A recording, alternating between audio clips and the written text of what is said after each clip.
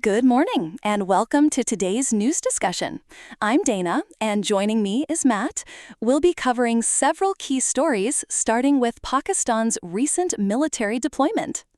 Pakistan has deployed around 8,000 troops, a squadron of fighter jets, and an air defense system to Saudi Arabia as part of a mutual defense pact. The deployment includes JF-17 fighter jets and a Chinese HQ-9 air defense system. That's a significant military commitment. What's the context behind this deployment? The move comes amid escalating tensions between Iran and Saudi Arabia. Pakistan is trying to balance its relationships with both countries while honoring its defense agreement with Saudi Arabia. I see. So Pakistan is essentially showing support to Saudi Arabia while possibly trying not to antagonize Iran. How does this deployment affect the regional dynamics? The presence of Pakistani troops and advanced military assets in Saudi Arabia adds a layer of complexity to the regional security situation.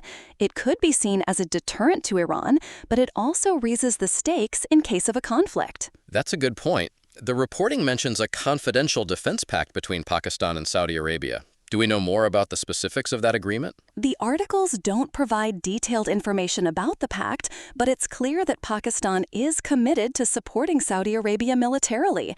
This could have implications for Pakistan's own security and economy. Right. Pakistan's economy is already under strain. How might this deployment impact their economic situation? Maintaining a large military presence abroad is costly.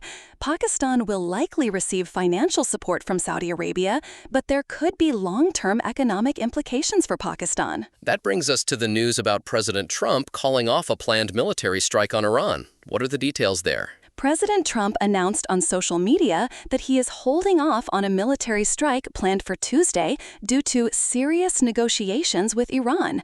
The decision was reportedly made at the request of Gulf allies. So the strike was called off because of diplomatic efforts. Do we know more about these negotiations and what's being discussed? The reporting doesn't provide specifics on the negotiations, but it suggests that there are ongoing efforts to resolve the tensions between the U.S. and Iran through diplomacy. That's a positive development, potentially.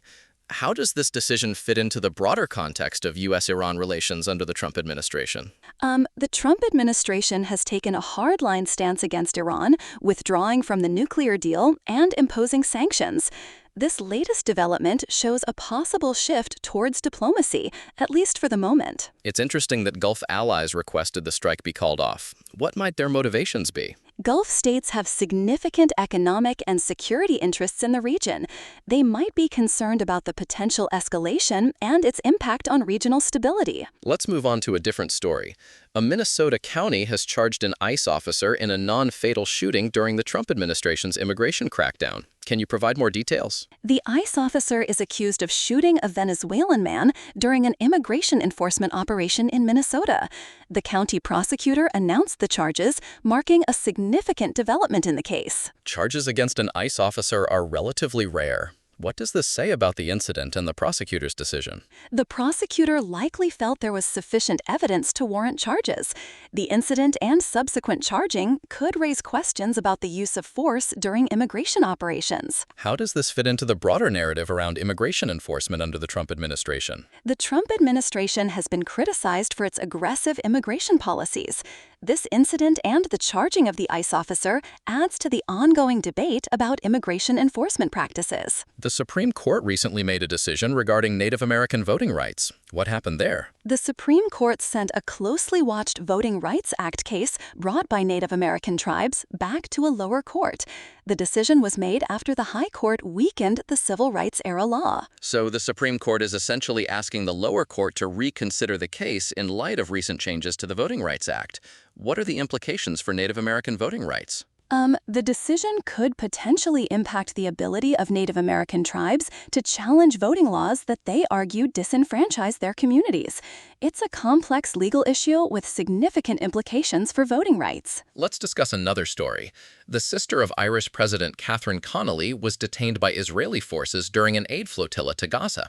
What are the details? Dr. Margaret Connolly, the president's sister, was among at least 6 Irish citizens detained by Israeli forces while aboard an aid flotilla heading to Gaza.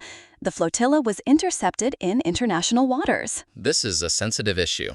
How have the Irish organizers and officials reacted to the detention? The organizers and Irish officials have condemned the detention, describing it as illegal kidnapping.